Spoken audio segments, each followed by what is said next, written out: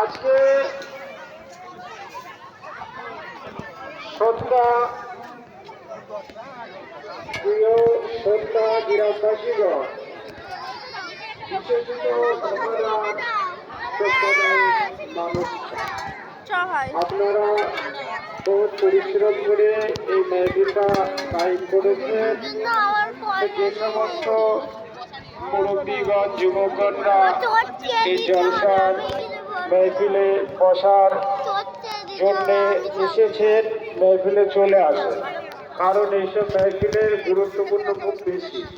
এখন মেহফিলে এত খরচা করে এত টাকা পয়সা ব্যয় করে আয়োজন করা হয়েছে, যদি মেহফিলের লোক কম হয় আর খানার লোকটা বেশি হয় তাহলে কি হবে, মেহফিলের আনন্দটা বজায় থাকবে না।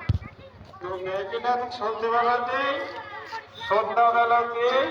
মেহফিল খালি ফাঁকা, গভীর রজনীতে এখনো বাকি রয়েছে।